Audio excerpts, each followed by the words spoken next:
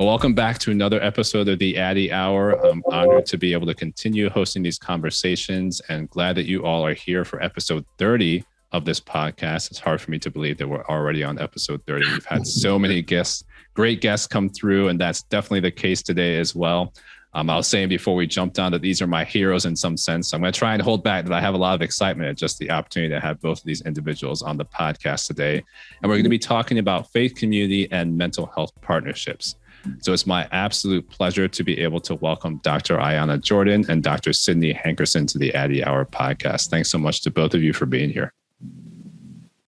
Happy to be here. When you call, we answer. We're here for you.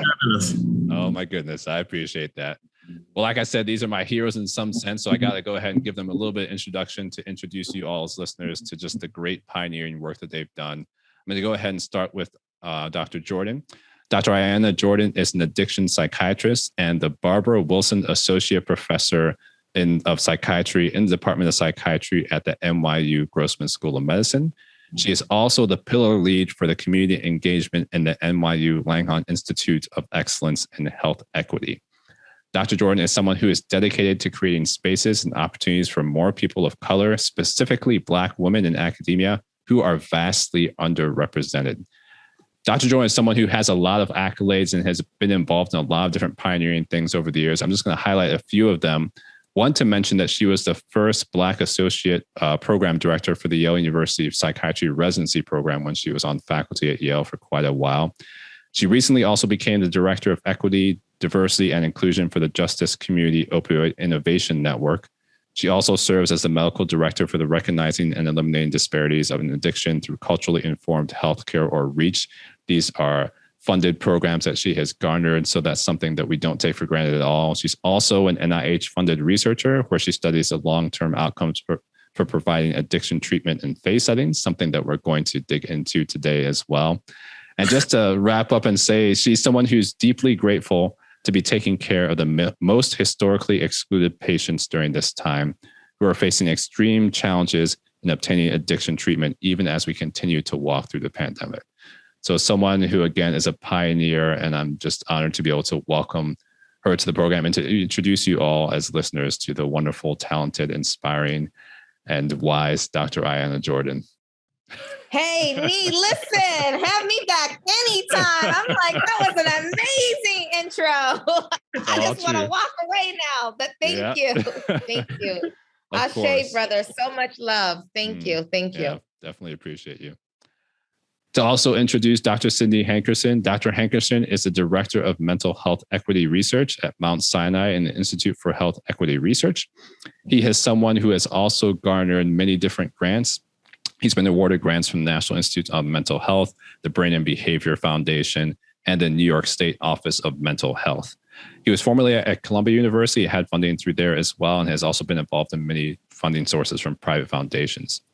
He's someone who's presented in lots of different venues, including the White House, including the United Nations, at the National Institute of Mental Health, also the Substance Abuse and Mental Health Services Administration, also at Gracie Mansion, also known as the New York City Mayor's Office, has just been involved in the community in so many different ways over the years. He was also an inaugural member of the American Psychiatric Association's Council of Faith and Community Partnership and has served on the APA Council of Minority Mental Health Disparities. He's someone who is just deeply invested in the community and also in integrating aspects of mental health services in faith communities as well. And something that I know, again, that's going to be just an important part of today's conversation.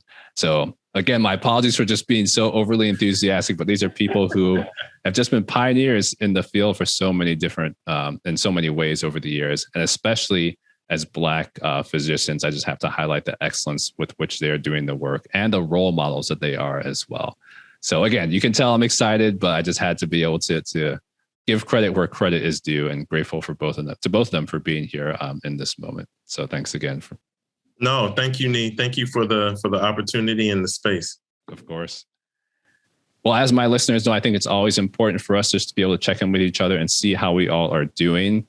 So even as you all have done so many important things that we celebrate, we also do know that the work that you do is critically important. And we know that there's a backdrop of just challenges that we've been facing in the society. We're recording this at the end of May. We've continued to experience so many different shootings across this country, in Buffalo, in California, in Texas, at an elementary school. And we know that there are other things that have been going on that aren't even highlighted in the media. And so we do take time to pause, to be able to mourn, to be able to reflect, and then also to call ourselves to action. But just in the context of all of that, I just wanted to check in with both of you and just see how you all are doing at this point in time, especially with the work that you're already doing within mental health and thinking about how we're processing this as a society. So Ayana, if we could start with you, that'd be wonderful. Yeah, I appreciate you really centering all that has happened just in the past couple of weeks and really being very deliberate and checking in, because in so many of the spaces that I have been in, I have been the one checking in with others, because many people just want to go on with business as usual. And I'm like, pause, literally, like pump the brakes. There is so much trauma right now. And I have never, ever, thank God, really, I'm very grateful. As by the grace of God, I've never had a, serious mental illness that I've had to really deal with. But I can tell you psychologically, it has been very difficult for me to do my work, because I am constantly thinking about safety. What places are safe? As a woman, as a Black woman, oftentimes I think about safety in terms of, where do I park my car? Where do I work? Where do I live? But extending that now to babies, my nieces and my nephew, worshiping, like, what place is sacred, right? And so in a way that I didn't really understand why it impacted me so much until I went to my own therapist. I think I've been therapy every Tuesday at 11. I'm very clear about that, because I realized that there's just not a sense of safety, right? And so I have to grapple with that reality. And it's just been really difficult. And so I really appreciate you checking in. And this to me was actually restorative, because I said, I know that I'm going to be in a space amongst people that I trust to really talk through some of these key issues, because none of us are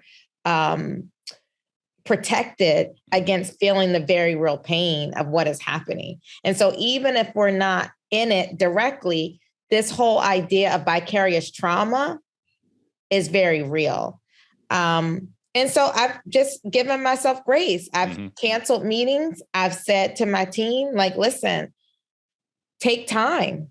And if you're not okay, I need you to be well, because we can't do the work of really trying to liberate Black folks. That's the point of Jordan Wellness Collaborative, and really trying to liberate people who have been totally desecrated and just ignored from society if you're not well.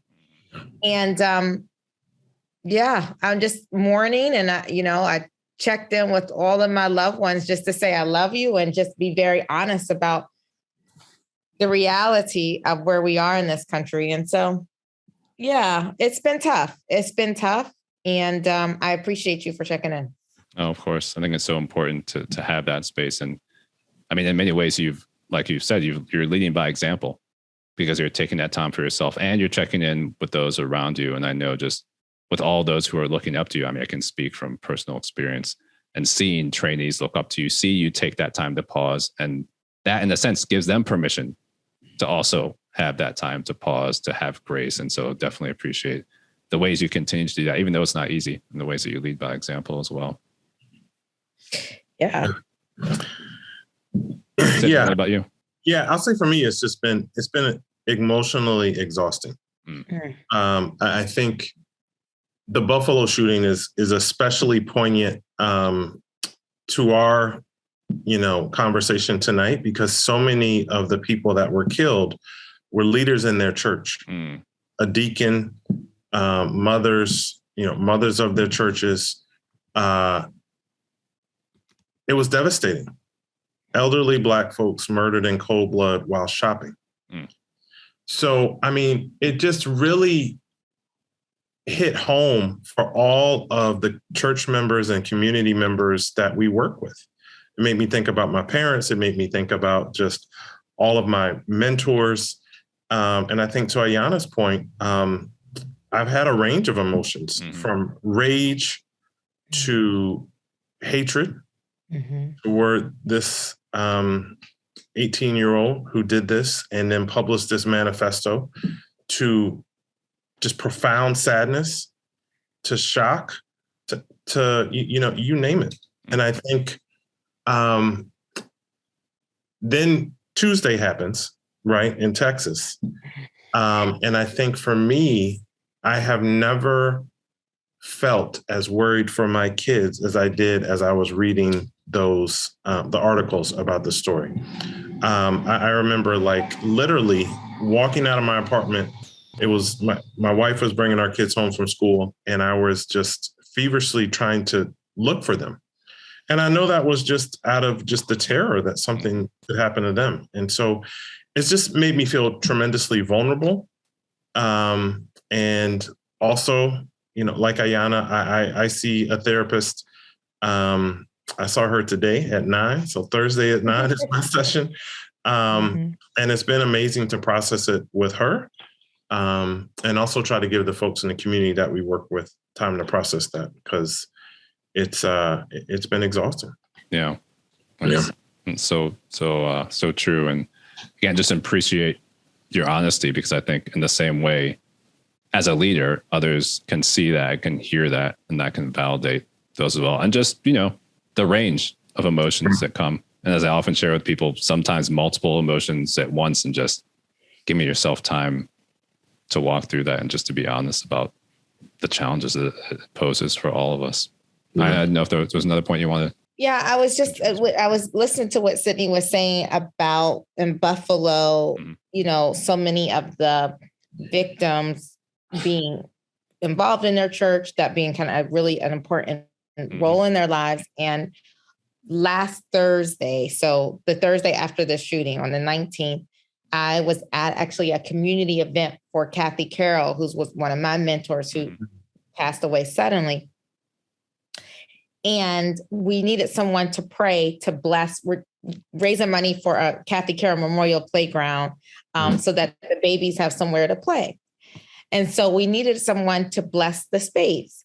So I'm like, I know with all these people out here, we can find a praying somebody, a pastor, a deacon, somebody. So I'm walking around to elderly Black folks. And one of the guys said, I'm a pastor. And I said, thank you, pastor. Can you, bless the space? And before he opened it up for prayer, I felt like very compelled to obviously hold space for the victims of Buffalo. And he said to me, I am so happy that you did that because my cousin was murdered. Oh, wow. He was one of the victims. Wow. And I have just been going and dealing with the funeral plans, and he's a pastor, and he's like, this is the first time that I've been able to like just take a breath and realize like, this is really real. And he got so emotional. I got so emotional because here I am. I was in Connecticut. I wasn't even thinking that like I would run into, I was just holding space because I've somehow felt connected just for the trauma of being Black and these people shopping. But then it became very real. Like this is this man's cousin. You know what I mean? Like we are all interconnected.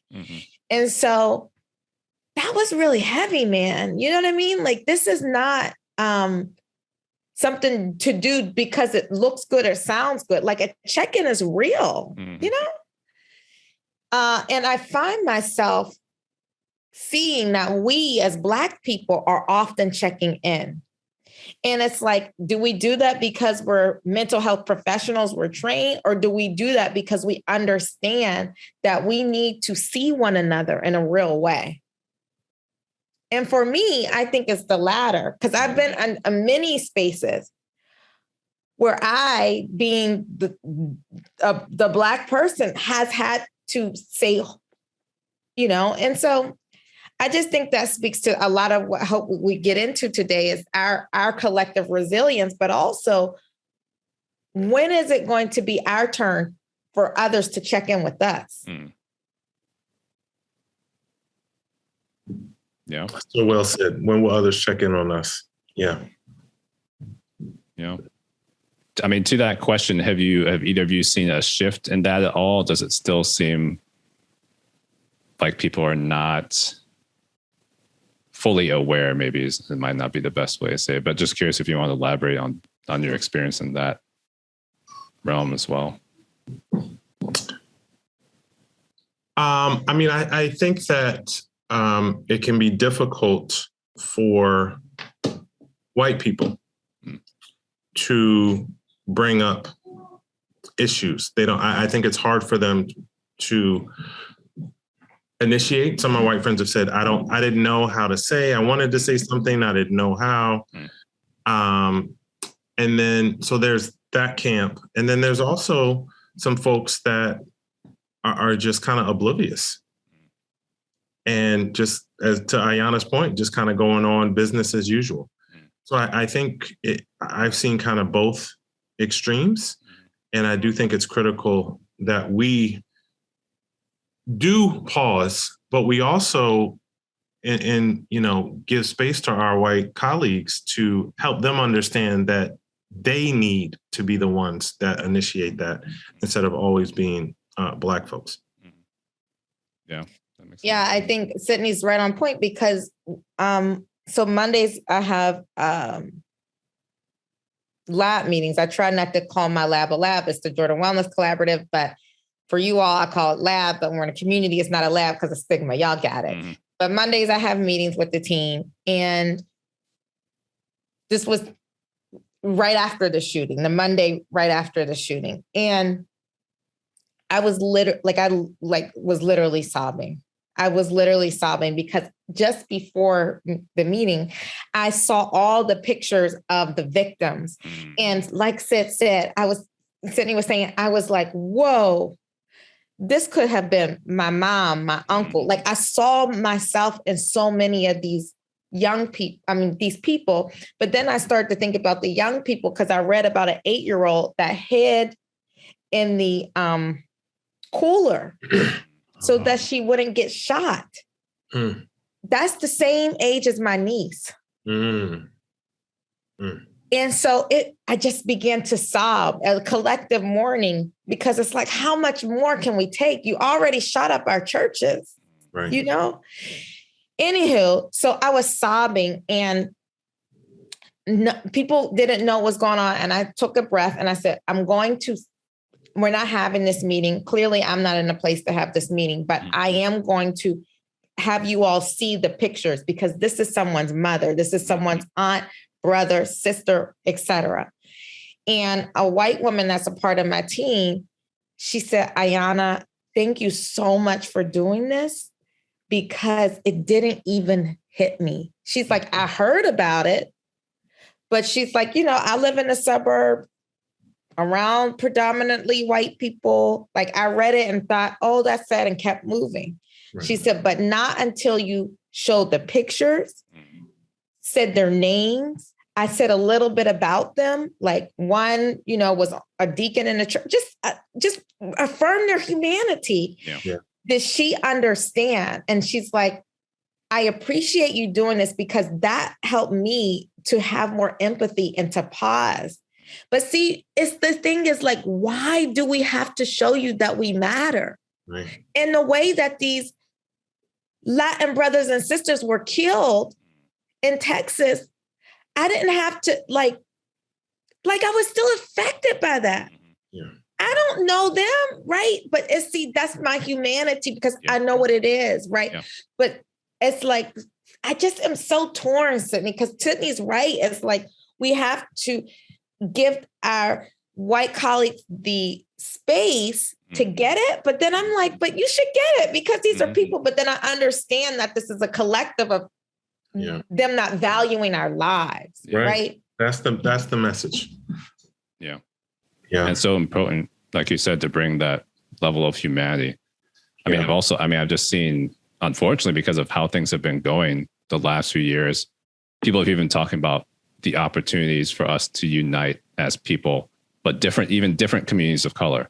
Mm-hmm. So as we had, Rabbi Buchdahl on the podcast the last episode, talking about the hostage situation that she helped navigate at a synagogue in Texas and all the things that she could relate to on that front. And then also the people of color in her Jewish communities who are also sharing about their experiences, from mixed families, Blacks who are also Jewish, and the things that they have felt, which we can relate to as well. Or when Juju Chang was talking about all the anti-Asian hate and how people had checked in with her, but she hadn't necessarily thought about checking in with her African-American colleagues, same type of thing. But then there was so much that she could relate to. So even in those circles, but again, it's like you're saying, even in those communities, people can relate to the experience and they're having an easier time, I think, seeing a joint humanity.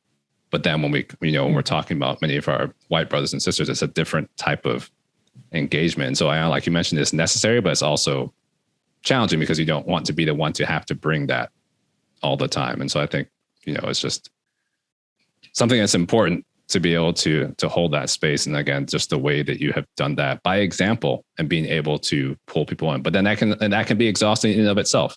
So it is. Let me tell you something. I tell my mentees this, and it's something that sometimes it's like you got to practice what you preach. And I haven't done that, but I've honestly learned from Sidney, and I will shout him out because one time I don't know something. And he's like, I am not available. I am my kids and I was like, listen, like that to me was so gangsta because I'm like, yes, he is protecting him, access to him. And then I had to learn why am I not doing that? Because for me, it's like, oh no, I'm socialized for people always to have access to me, do this, do that. But it's like, no, you can protect your space. So anyway, I tell my mentees, and I don't know where this came from, but rest, resist, repeat. Rest, resist, repeat. And I am at my resting. So on Monday, I was like, I am out. Don't call me, don't text me, don't email me, because it's not getting. So I'm at a point where like, even this weekend, like I love my family, Black people, we love our families for the most part. But I was like, y'all can't stress me. I was supposed to have the whole gang here for the long holiday weekend. And I was feeling just so emotionally exhausted from everything that we're talking about. And I was like, I love y'all, but Auntie Ayana, the Connecticut home is not happening. Because I'm in this phase of rest. And I'm realizing that I have to do that to protect my peace. For all the Addie listeners in the podcast, you guys are getting the, what's it called? Exclusive, because I'm talking to the Yale residents for graduation. And I was thinking about what am I going to say to them to try to inspire them during this time. And the message that kept coming to me was protect your peace. So I'm in a state of rest, and I will resist because I really do think that my identity in itself is an act of political warfare. So I have to resist. But right now I'm in a period of rest. And Sidney showed me how to do that and model. And so I think that's important in terms of the collective community. You don't even realize sometimes you're just moving. How do you move in a way and you don't know that you have people looking at you? Yeah. So it's like, absolutely. And so I'm so grateful. So then you say, Ayana, can you do the podcast? Yes. Now, I don't know when I'm going to do it, but we're here. I'm going to do it because I believe in you, brother, Black man. I was so happy when I got to Yale. I saw Nee. I was like, who is this? Fine man, don't cuss me out to your wife. Who is a professor at Yale? I mean, I was so inspired. I was a resident. I was so happy you were an assistant professor existing in that space. And I was like, oh, this is amazing. So I think that anyway, it's just so important. I'm so happy because it's like, we have to survive because sometimes we don't even realize who is watching us, who we are impacting by just modeling that. And so I'm so grateful. Like, I really mean this. And I have to tell Sidney, because I don't know if I already told him, like, I reached out to him years ago when I was trying to do my K for the Black Church Project to have, and I don't want to get emotional, but I was like trying to figure this out because so many people kept saying, you can't do this. You cannot provide addiction treatment.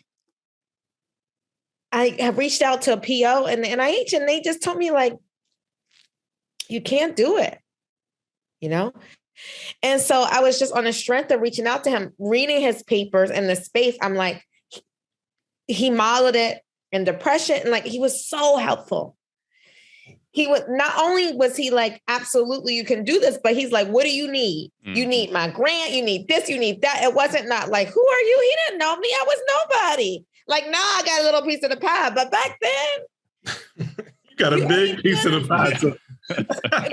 It's so important. So for me, it comes full circle because it's like, we don't have to, but I feel, I'll speak from a place of I feel a collective responsibility sometimes to be there for investigators, especially who are Black. And in order to do that, I am seeing more and more, I have to protect my peace. I have to have boundaries around me. I have to have team members, white people included, that are going to understand the importance of the work, that I'm going to have to model sometimes empathy, how to build that empathy. And in order to be whole, I need to take care of myself. So that's why I go on good vations and I treat myself well. And when I live in Harlem, my apartment is fly. You know what I mean? Because I have to protect my peace. Yeah. Right. Yeah. So well said. I mean, so many important pieces there too. And like you said, I mean, the representation matters. Even as you're trying to get into the work and get into the space. I mean, I actually wanted to lean into that a little bit too, because as you talked about, even the way you said you don't talk about lab meeting in different settings, because that stigma still is there, especially when we think about in our churches. So, you know, for listeners, how did you all actually create that space? Because in a sense, you're leading by example, but you also bring all that institutional background with you, for good or for bad. And so how do you build that trust to even have this kind of integrated mental health investment in faith communities to even get that going? Because there's so many, there's so many areas where I feel like that could get easily derailed, but you've both done that with excellence. So I'm just, if you can share that, you know, with our listeners as well. Sure. I'll go. And then, because I think what Ayana did is 100 times more difficult than what I did, just because in the Black church, at least growing up in the South, there was more stigma, I think, around substance use than around like depression. And so that's why I say what you did, I think was in many respects more challenging because of that. You know, I kind of came into this work, you know, I grew up in the church. You know, my dad's a deacon at Shiloh Baptist Church, New Site. My mama played the piano for the little kids choir that we sang in. So I was at choir rehearsal on Thursdays and in service on Sundays. Vacation Bible school during the summer. Some of my best friends are from the church, my college roommate, just my brother who went to Hampton. Shout out to the real HU. I didn't know that. Okay. That's right. So, and then, so church provided a big part of just community. It grounded me in my Blackness, and it, you know, provided the foundation of my spiritual life. And so, I remember coming up to New York in 2009 for a research fellowship and knew that I wanted to do something to help our people. And I gave a talk at Greater Island AME Cathedral in Queens about stigma and mental health. And it was really well received. And that kind of developed a partnership with the health ministry leader. And we got a small grant, a NARSAD Young Investigator Award. And that was kind of my entree into this space. And so I think that it really took just, you know, we're a communal people. right? So it just took being present. It took being vulnerable. It took people had to know that this was like my ministry and not just my job. You know, and I think to Ayana's point about political warfare, I completely agree with that. And we really frame this as an issue of social justice and spiritual warfare. And I think that resonated with folks. Wow. So that's kind of how we, you know, started. We did focus groups with pastors. Then we did depression screening surveys with the PHQ-9. Then we created this community health working training program, recruiting folks from Black churches. And that led to, you know, our current, you know, some of our current grants now. Wow. So it was really one church at a time, building those relationships, going to ministry meetings, doing a lot of presentations, making a lot of referrals for people. Because I think folks had to know that you're there for more than just a grant or paper, because folks are tired of the helicopter research, right? They tired of folks coming in, doing something and then leaving and not giving anything back. Yeah. I think that it really took that trust and being able to call out institutionalized racism, calling out psychiatric misdiagnosis among Black men, calling out, you know, overcriminalization of Black folks during the cocaine epidemic, and then, you know, with opioids. So being able to talk about all of those social, cultural, and historical issues, I think was critical. Yeah. I mean, just hearing you speak, I mean, it sounds like you just brought your whole self into those situations. You're honest, you're real about the institutional challenges. You're honest about the need. You were building the trust. So, I mean, I would just get the sense that people knew where you were coming from. They knew it was a place of sincerity. It was a place where you're trying to help. And I imagine, you know, there probably still was some hesitation in some places, but it sounds like you worked through that and you addressed the big issues that had to be addressed as well.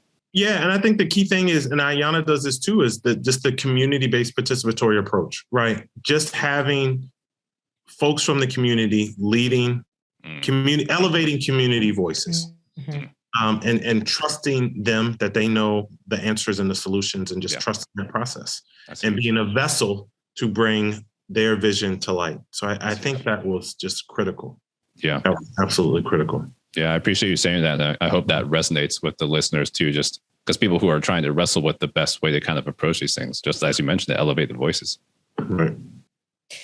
Yeah. And I think I appreciate the kind of arc that Sidney presented, but I also want to just not allow him to minimize kind of the impact of the space, right? Because it's really thinking about like Jay-Z and the blueprint. First of all, I love hip hop. So I'm always going to think about how to bring in hip hop. Shout out to Kendrick Lamar's album. It's so good right now. But anyway, thinking about the blueprint, because Sidney had already, for me anyway, published in this area, when I had so many naysayers, honestly, both from academia, right?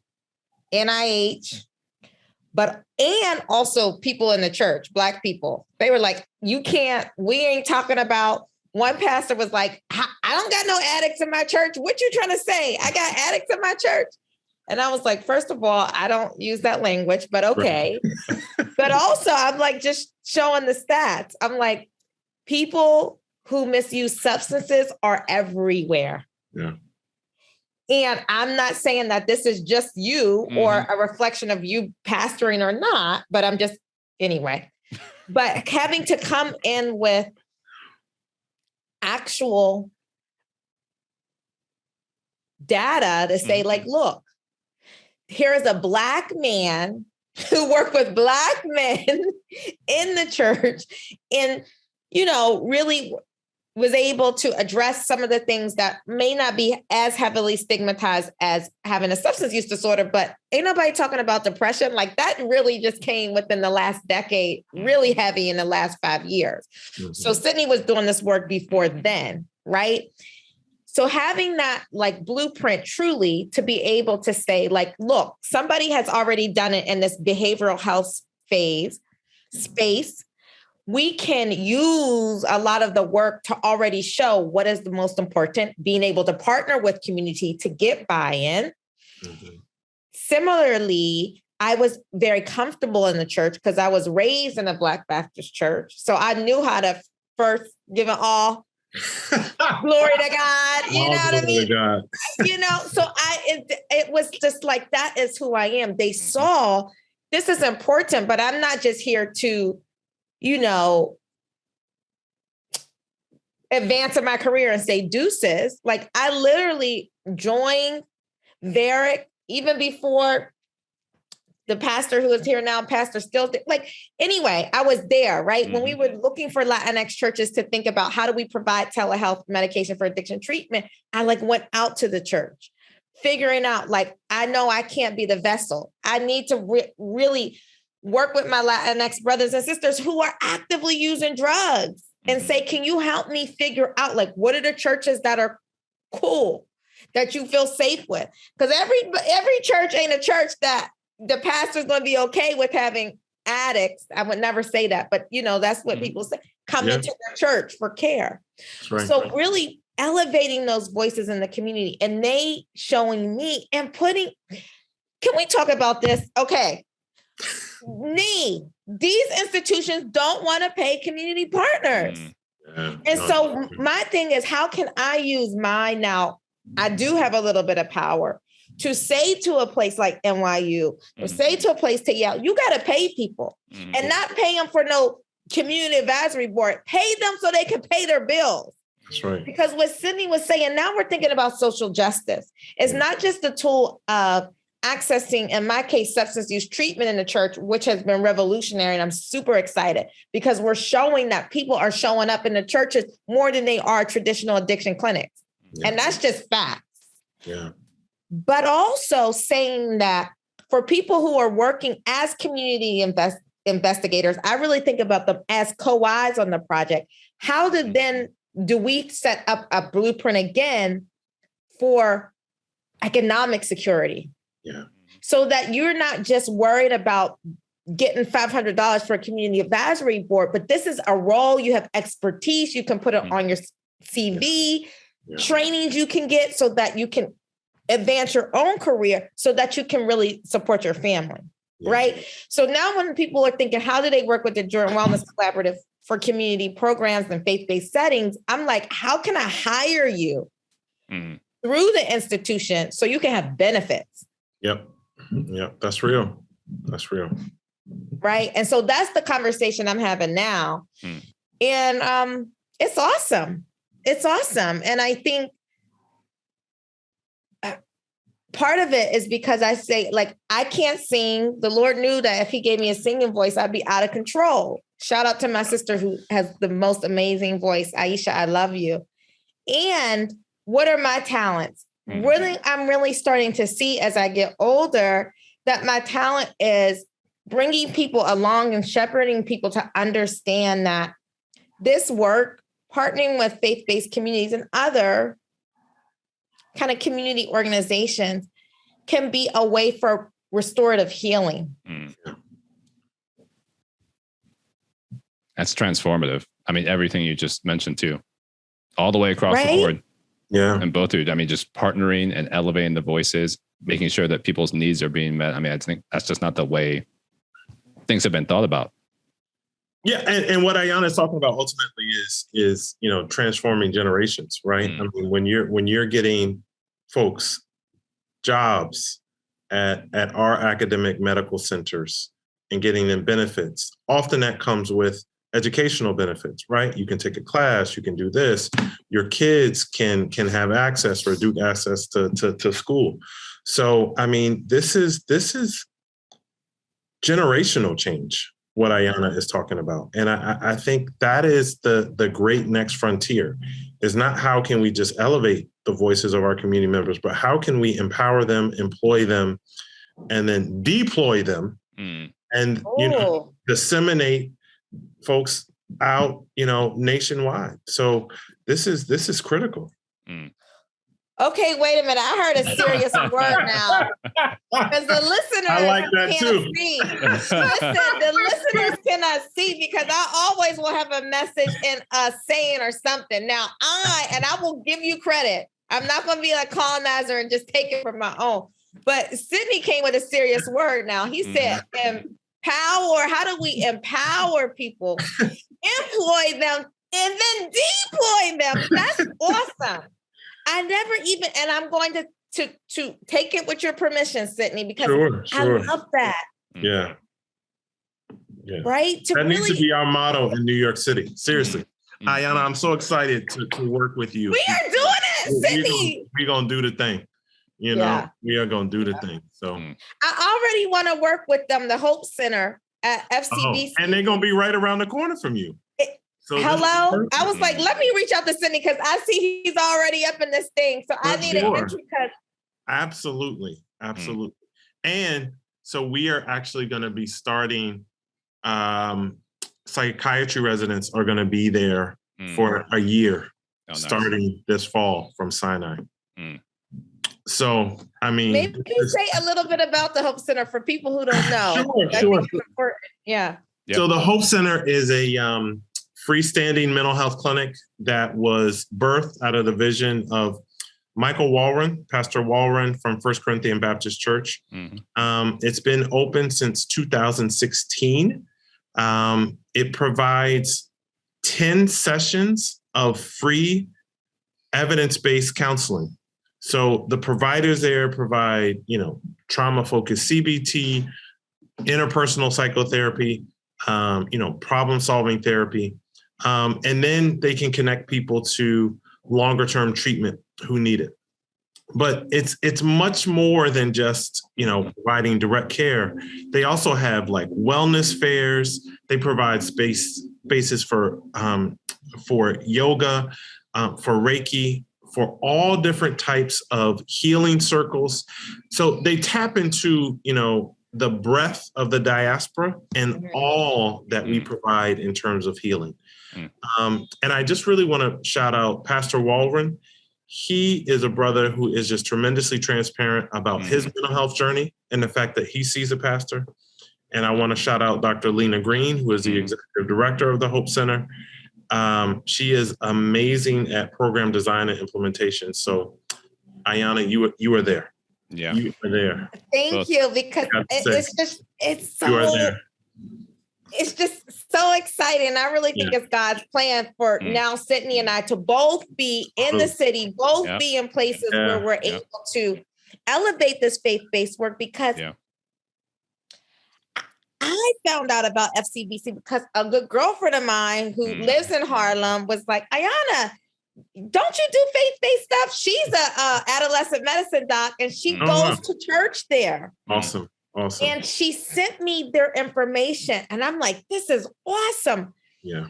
And I couldn't believe it. And then I found out that Sidney was involved. I'm like, done and done. Yeah. I didn't even know about the psychiatry residents because I'm thinking, can we provide access to MAT because they're right in Harlem in a place that doesn't have easily accessible medication for addiction treatment, when we know Black people especially, have extreme rates of accidental overdose from this crisis, and we're being totally left behind. So anyway, I was like, can we expand to have FCBC be one of the sites where we provide telehealth MAT for free? I would love for us to do that. Absolutely. So I will definitely connect you to Dr. Green. Absolutely. Making connections on the Addy Hour. You didn't even know you were bringing us together.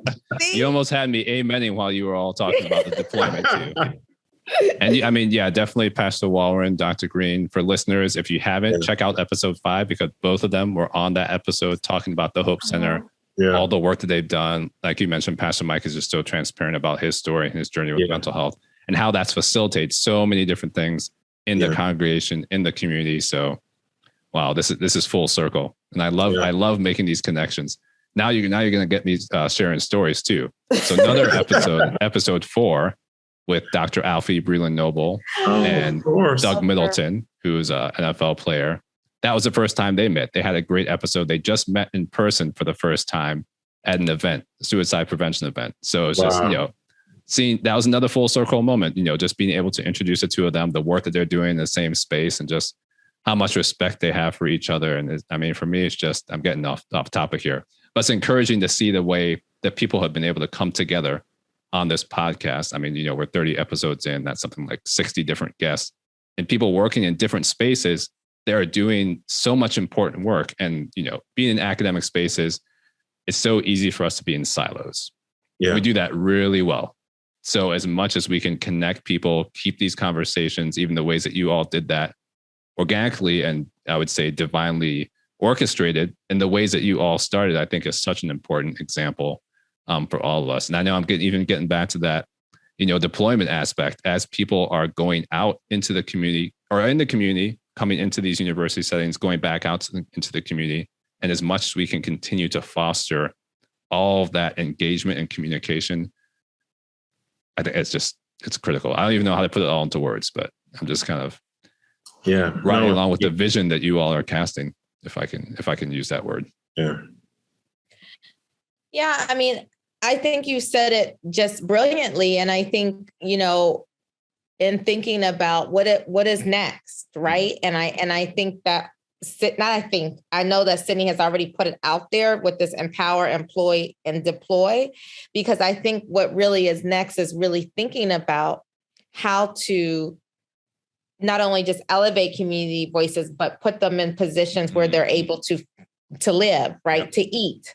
Yeah. As the kids say. I don't know if the kids say that anymore, to eat, to live, to take care of themselves. I'm so old now. I mean, I think I'm cool, but then my nephew, he's turning 12 at the end of, shout out to little Lawrence. I love him. Anyway, I said something, I don't know. I used some slang. I was like, oh, this is so dope or something like that. He was like, can you please not say that? Like, don't try. Don't try. You're not cool. But the point is really thinking about how do we go and underscore what Sidney is saying, really think about generations and legacy, right? That's the whole point. And allowing people to have a way towards advancing themselves through this work. Yeah. And it's just restorative. And so I'm just so grateful for you, Addie, in this podcast, because I think that you are bringing people together, like you said, breaking down those silos so that we're able to move in a way that allows us to do this research differently. Yeah. We weren't taught this. They weren't teaching about this, in my PhD program or in medical school. Not at all. Yeah. You all are leading the way, and I hope that others are going to be able to continue to walk with you as you all are elevating voices and bringing leaders. I mean, it's the next generation of leaders in a lot of ways too. So I know our time is coming to a close. That was way too fast, but this was a restorative conversation, to steal that word from you, Ayana. Just again, I mean, I know about the work that you all are doing, but to hear you talk about the journey into the work and then just the encouragement and the vision of things going forward, it's just, to me, it's so important in the midst of everything we're continuing to experience. I mean, you all are out doing the work, and it's so important and so needed. So I'm grateful to both of you. I hope that the listeners will, get a chance to even re-listen to this, think about all the different aspects of wisdom the knowledge that you all have dropped and just how important it is. So greatly appreciate both of you. Thank you for taking the time to be here, especially with everything that you all do with your schedules and with how intentional you are about taking time to rest too. I don't take that for granted. Critical. That you made the space to be here. So definitely appreciate you both. Love, love, love. Thank you, Nee. Of course.